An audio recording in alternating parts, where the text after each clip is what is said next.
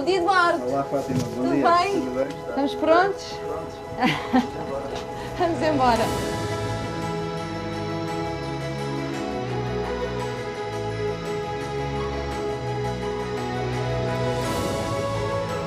Estou num barco-táxi a caminho da Ilha da Colatra, a ilha que continua a atrair jovens empreendedores. Aqui as gerações mais velhas encarregam-se de passar toda a sua experiência e as gerações mais novas acrescentam-lhe conhecimento e acrescentam também uma capacidade de profissionalizar a arte da pesca dos bivalves. Vamos conhecer esta ilha e perceber porque é que aqui os jovens continuam a encontrar um grande ponto de atração para começar as suas carreiras profissionais.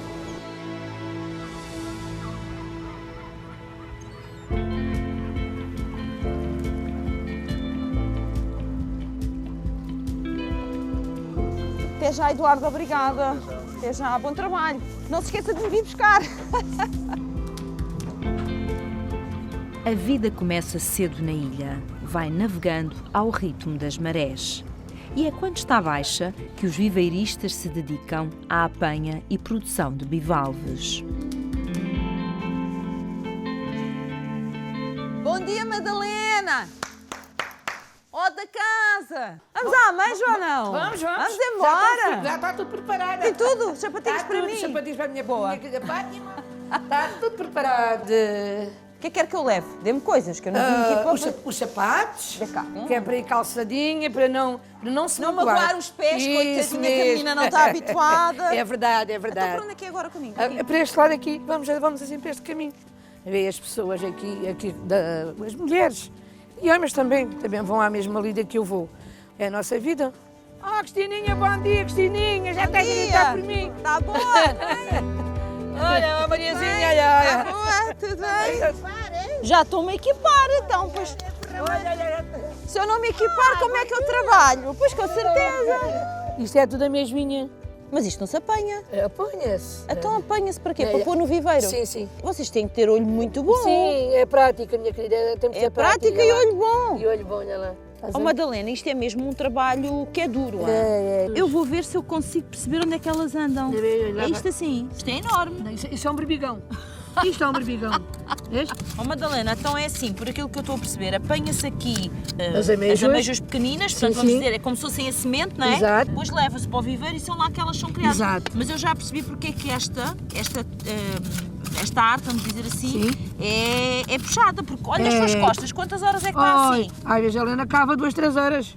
2, 3 horas. Eu digo assim, o domingo é para descansar. A apanha da amêijoa é vista pelas novas gerações como uma atividade muito árdua e, por isso, não é seguida pela maioria dos filhos destes pescadores. Mas é aqui que entra uma nova visão para não se perder a identidade da comunidade pescatória da ilha e a sustentabilidade da produção de bivalves.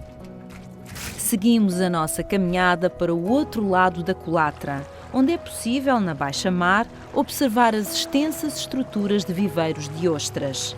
São domínio de jovens que encontram nesta atividade uma oportunidade para mudar e, segundo eles, para melhor.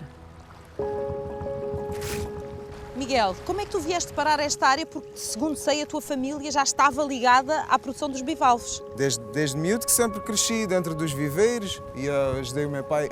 Era uma criança, o meu irmão mais velho ajudou o meu pai a fazer muitos dos viveiros que ele tem. Mas a partir dos 13 anos, de verão, ia sempre trabalhar para ganhar o meu próprio dinheiro. Gostava de ter as minhas coisas. E quando tu chegaste à idade de escolher o que querias fazer, esta foi logo uma opção ou não? Não. Não. Eu na escola nunca gostei de estudar. Sempre passei todos os anos e até não era mau aluno. Mas dizia a brincar, eu vou para o mar quando for grande. Mas era a brincar, porque na verdade sentia o mesmo que muitos jovens sentem, que isto não era um trabalho para mim. Achavas que não era vida para ti? Não era vida para mim. Então explica-me uma coisa, é possível qualquer jovem que tenha esta paixão pelo mar, que tenha paixão pela água, vamos dizer assim, aprender e pôr em prática? Claro. Isto não é nada do outro mundo. Isto é mesmo... Só tem que se ter força de vontade e força física. Eu sei que tu és das pessoas com melhores resultados, ou seja, tu és realmente um produtor muito capaz. É um negócio rentável? Para mim é um negócio rentável. Atingi os meus objetivos no primeiro ano. Parabéns. Nos 2 primeiros anos. Olha, e uma curiosidade, quando tu conheces alguém novo e te pergunta, então o que é que tu fazes, qual é a tua profissão? Tu dizes que és o quê? digo que sou aquacultor. E digo não há que sou pessoas que ficam produtor. assim? Sim, ficam. O quê? Mas isso não é uma coisa dos antigos. Como é que tu Alguns nem sabem o que significa aquacultor. E depois explico. E como as ostras também estão a ganhar algum nome em Portugal, E alguma fama, alguma fama, acham logo piada. Especialmente o pessoal do surf, estrangeiros, o pessoal da Austrália. Se calhar aquelas mentes mais aqui da cidade, as pessoas mais velhas às vezes dizem has de arranjar uma coisa melhor. E eu fico, melhor? Que diferença, não é? De mentalidade. Exato, a diferença de exato. mentalidade. Ou seja, para eles isso é o melhor, até porque estás em contacto com a natureza e aqui vocês têm uma Exato. grande preocupação de sustentabilidade, que eu sei que tu também tens, mas outras não reconhecem isso. Tu és feliz a fazer o que fazes? Sou feliz. Miguel? Isto é o melhor escritório que é. Não posso esconder que fiquei entusiasmada e surpreendida com esta nova geração de produtores de ostras na culatra. Encorajada por quem acredita que a paixão pelo mar e pela pesca tem futuro nas mãos do talento jovem, com uma forte consciência ambiental. Nuno Leonardo foi-me apresentado como o impulsionador desta incubadora a céu aberto de empreendedores na arte da ostreicultura. Ele que veio parar à ilha à procura de ostras de qualidade para exportação. Inicialmente começa com um projeto de criar volume, eu como produtor, e então comecei aqui, junto de jovens e de outros mais velhos, a criar aqui um grupo de trabalho onde prestei, entre aspas, consultoria, não é? Para que conseguíssemos todos fazer o mesmo produto e chegar ao mesmo objetivo.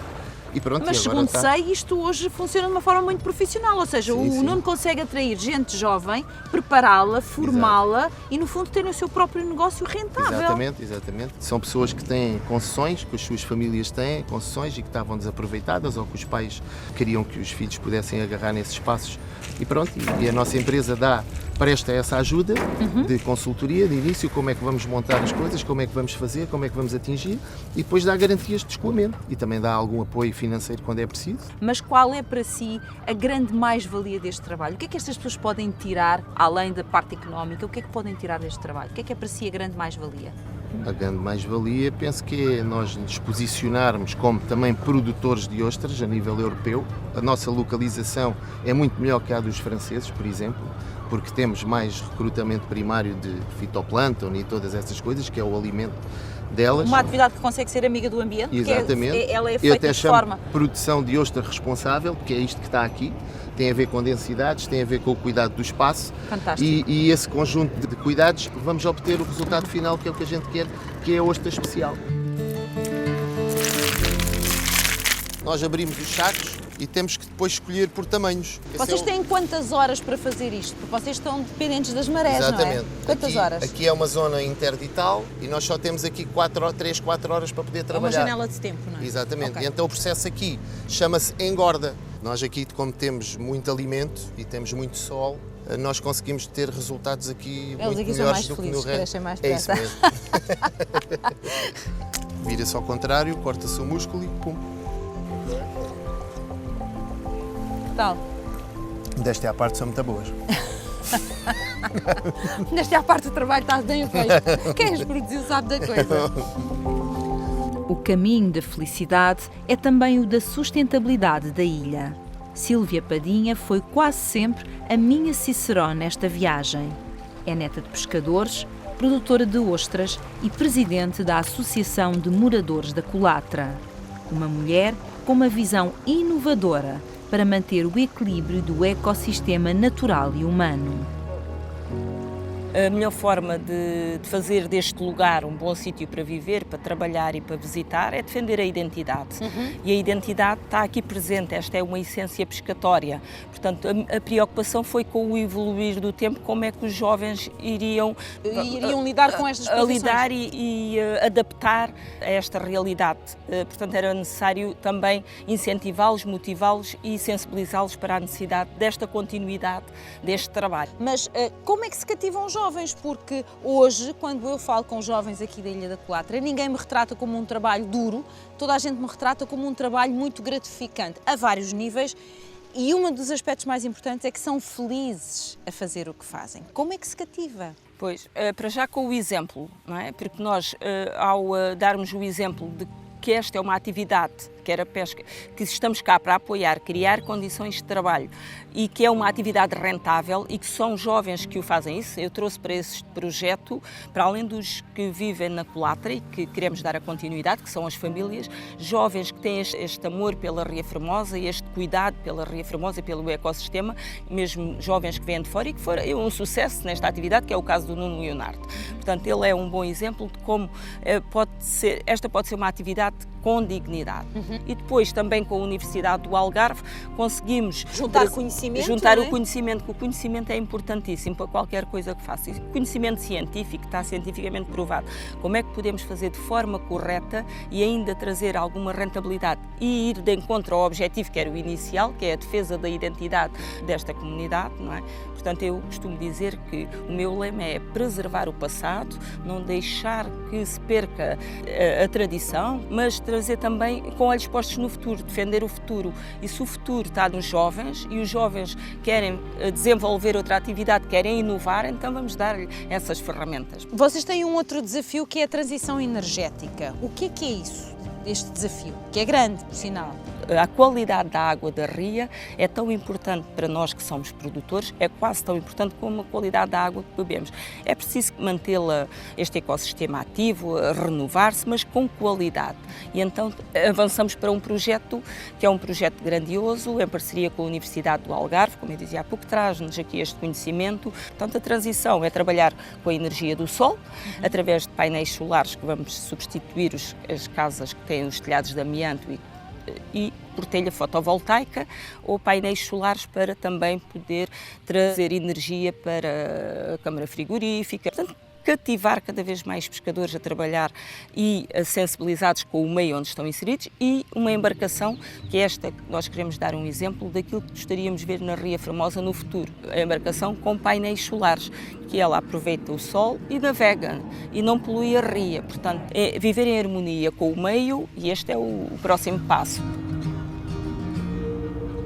À medida que a minha visita se aproxima do fim, sinto um enorme orgulho nestas pessoas, pela forma como se reinventaram, mantendo intacto o amor pela sua ilha e pelo seu trabalho. Foram as histórias de sacrifício que os trouxeram até aqui, como nos conta o nosso pescador, Rui Conceição, lançando a rede às memórias. Não existia saneamento básico, não existia água, não existia luz, não existia este porto de abrigo. Nós trazíamos os barcos, encalhávamos os barcos na praia. Quando havia vendavais tínhamos que sair de casa sem luz, sem nada. Se havia ventos, tínhamos que vir a tirar o barco e pôr noutro local em segurança. Ia muitos barcos ao fundo, porque isto, como sabe, como estão a ver, é uma ilha e o vento, se fosse norte ou sueste ou oeste, punha os barcos no fundo. Nós andávamos sempre acordados. Quase que não dormíamos com a situação dos barcos. Meu Deus! Em termos de saúde, vocês também, por exemplo, se alguém precisasse de ser socorrido, na altura não havia o barco, a ambulância que vocês têm agora também? Em termos de saúde era igual. Eu vou dar o meu exemplo. A minha mãe e a senhora minha mãe, quando eu estava para nascer, ela teve que ir para Olhão. E naquela altura havia uns barquinhos já com motor a gás óleo, que para chegar a Olhão levava aí quase 2 horas. Ui, dava para nascer a criança. E o bebê, nasci no meio do mar. Foi? Por sorte. Estou-me a rir, mas quer dizer, podia ter corrido mal, não é? Por sorte, a minha mãe tinha umas luzinhas de parteira e ensinou ao meu pai como é que retirava o bebê da senhora. Pronto. Impossível o Rui não ter esta ligação, quer dizer, enfim, à zona, à sua ilha, etc. Ainda por cima nasce no meio do mar, não é? Por isso eu digo que o meu sangue corre areia. É este sangue que faz a força da comunidade, cruzando gerações nas águas e no areal. Aqui percebe-se bem como não é preciso desprender da alma a tradição para viver a vida próspera com que sonhamos.